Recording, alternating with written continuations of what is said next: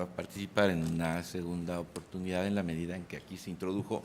un tema de gran interés y que me recuerda precisamente que fue este Tribunal Pleno quien, al examinar la ley para la protección de las personas con síndrome de autismo, estableció alguna serie de lineamientos precisamente en el tema de la consulta, los alcances que pudiera tener esta determinación en caso de que se llegara a ponderar el que no se hizo una consulta debida y cuál podría ser en todo caso la aplicación de la propia convención que obliga a que los estados parte generen estas consultas. Por lo aquí escuchado, el tema se ha dividido en dos. Expresé en una primera opinión no estar de acuerdo en función de la naturaleza de la norma como para suponer que ésta hubiere o no exigido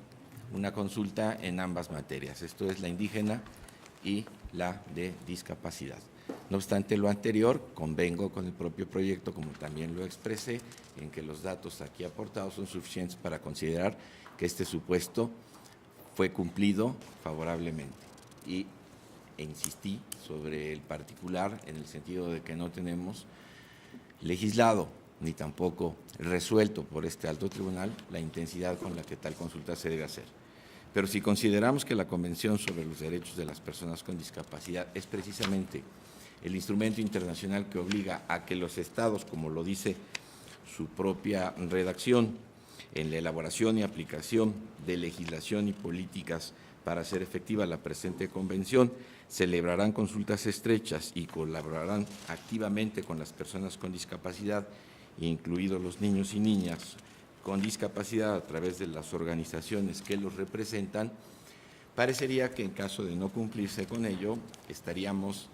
faltando al deber contraído en esta disposición. Sin embargo, el artículo 4.3 que mandata al Estado mexicano a cumplir con ello, que en mi particular punto de vista se cumplió, también ordena en el artículo 4.4 una cuestión precisamente en torno a qué sucedería si el Estado no cumple con esta obligación. Así fue resuelto por mayoría de 6 votos de este alto tribunal en la acción de inconstitucionalidad 33 de 2015. ¿Y qué se dijo? Precisamente en función de una eventual falta de cumplimiento al 4.3, opera el 4.4. ¿Y qué dice el 4.4? Que tiene tanto peso como el propio 4.3. Nada de lo dispuesto en la presente convención afectará las disposiciones que puedan facilitar en alguna medida el ejercicio de los derechos de las personas con discapacidad y que figuren en la legislación de un Estado parte o en el derecho internacional en vigor en dicho Estado. No se restringirá ni derogará ninguno de los derechos humanos y las libertades fundamentales reconocidos o existentes en los Estados parte en la presente convención de conformidad con la ley, las convenciones y los convenios, los reglamentos o la costumbre, con el pretexto de que en la presente convención no se reconocen esos derechos o libertades o se reconocen en menor medida. ¿Qué quiere decir el artículo 4.4? Que cuando una disposición legislativa ha establecido un derecho para quien trata, en este caso de proteger, que es las personas con discapacidad o los niños y las niñas, no, bajo el pretexto de no haber sido escuchados, pierdan vigor estas disposiciones. Y es evidente que la Constitución contiene una gran cantidad de derechos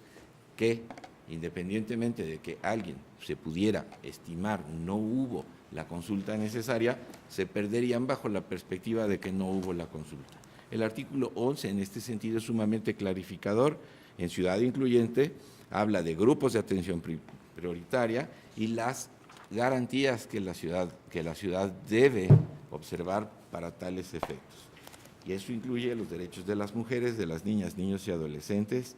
y muchos otros temas, entre otros específicamente de las personas con discapacidad, que no podrían perderse solo por una falta de consulta.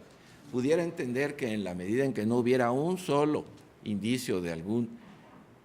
posible ejercicio de consulta, se obligara a que se complementaran o se pusieran a consideración las ya existentes, más no que por virtud de ello se quitara la que ya se tiene.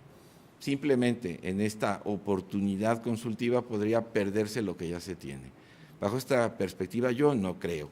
que, invocando un derecho de consulta, puedan perder vigencia disposiciones específicamente establecidas para la defensa de estos derechos, si no hay un cuestionamiento concreto sobre cada una de ellas que pudiera demostrar que estas sí son contrarias a los derechos que protegen a este tipo de ciudadanos. En esta medida, desde luego yo no insistiría en una circunstancia como estas, si lo que se nos demostrara aquí es que una disposición en concreto, no por no ser producto de una consulta, sino porque en sí misma contrariara otro derecho humano, pudiera ser anulada. No me entendería cumpliendo con la función de acción de inconstitucionalidad si privo de los derechos ya obtenidos solo porque no se consultó. Pudiera en un determinado momento entender la complementariedad que llevara una consulta y que esto adicionara en lo futuro una disposición de esta naturaleza, pero tanto como suponer por la consecuencia que traería no escuchar, en caso de que no se hubiera escuchado, que estas prerrogativas se perdieran, pues invocaría el referido 4.4, que en función de la aplicación de la propia convención no deban cancelarse los derechos ya adquiridos. Se pueden mejorar, se pueden perfeccionar o incluso se pueden eliminar aquellos que combatan o que contravengan de manera inmediata el ejercicio de estos derechos. Mas, sin embargo, creo que la consulta va más en función de la adición y no tanto de la derogación. Por ello, entonces, insisto en mi parecer, considerando que en el caso concreto está cumplida la consulta y en caso de que no fuera así, me parecería que los efectos no podrían ser los de invalidar toda una Constitución bajo esta perspectiva, ni siquiera circunscrita a los derechos sí ya obtenidos que permanecerían y a mi manera de entender solo buscarían que en un ejercicio adicional se pudiera hacer debidamente esta consulta con la amplitud que esta Corte ordene para agregar lo que hubiere que ser necesario para que esto tenga una plena vigencia, pues es la propia Convención la que establece la consecuencia de su inobservancia. Gracias, señor presidente. Gracias, señor ministro.